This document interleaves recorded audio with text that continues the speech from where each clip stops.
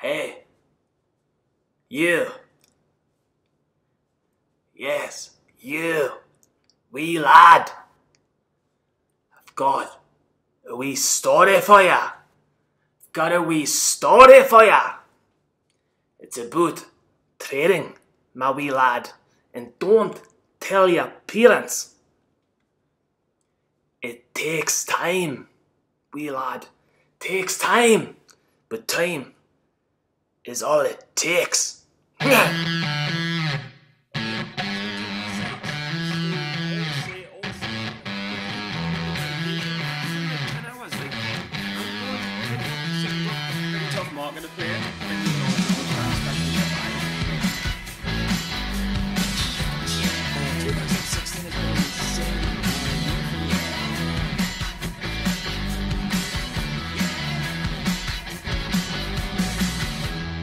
Welcome to Jonk's PennyStocking episode. I'm not sure. Outrageous, good episode, video lessons, strategy session. Don't even know what it is. It's just a fucking YouTube video. But this YouTube video will give you highlights from the Tim Sykes challenge. It's a key lesson from his PennyStocking framework. DVD normally costs a lot of money. You'll see a highlight of it here. And also an irreplaceable, unimaginable, just bloody fucking vital lesson on support and resistance. I cannot stress how important it is, and it didn't sink in for me until Roland told us it in the mastery trip in Italy. But since I learned this lesson, I've started to get more consistently profitable. Best month I've ever had this month, back-to-back green months. It's looking like, and this Mark Crook lesson summarizes probably the most important thing I've learned in the whole of trading. So watch it, but I also just want to say I started with a shitty laptop, and it takes time to grow to the next level. It takes time to buy clothes. I really need to buy some new ones. And I will buy some new ones. It's just time because I fucking work all the time. But it takes time to go from one laptop to two laptops to 1, 2, 3, 4, 5 like different screens and monitors and laptops. And I started out one over a year ago. And slowly you'll build up. Don't try and do it all at once. Don't compare yourself to others. But when you do get there, it's time to celebrate, baby. And I don't know any other way to celebrate than just by doing a bit of movement. Waiting for down in the gutter, singing songs to me beneath the marquee.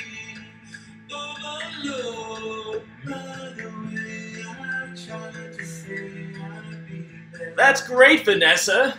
Why don't we go to the back and shack?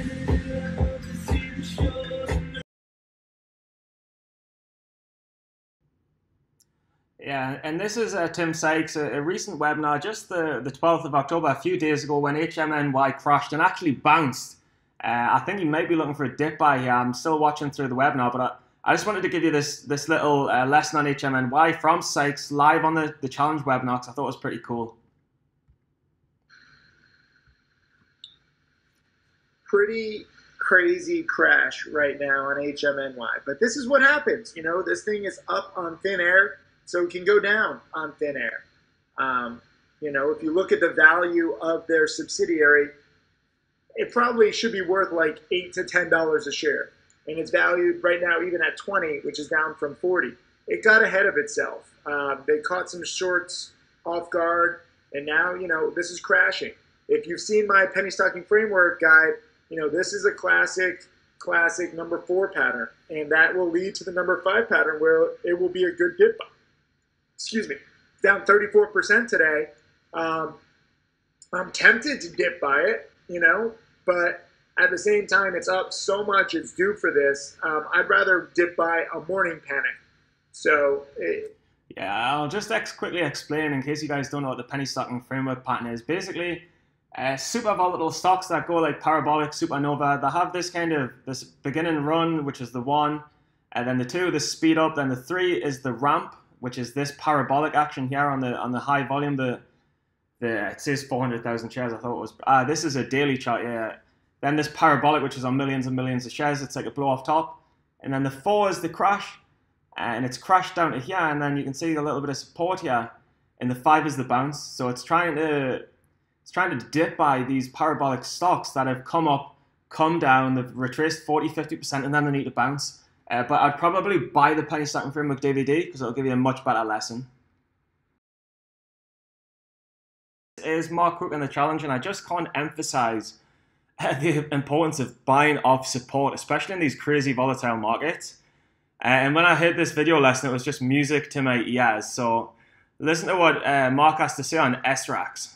The importance of buying during those key times of day, but also buying off of a key support level. And if you miss it, don't have the fear of missing out mentality.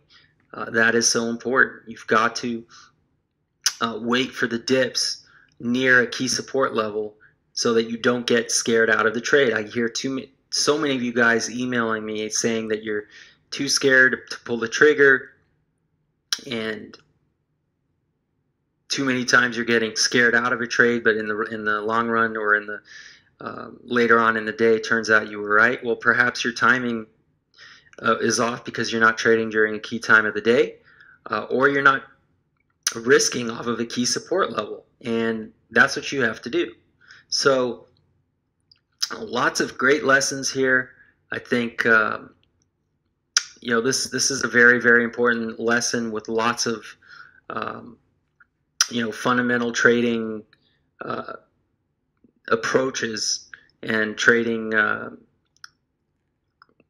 technicals that we look at every day, and in order to avoid the emotion of trading as much as you can, the only way to do that is to really focus on the key time of day, the key support resistance levels, and if you're buying it, you want to be buying off of the key support level.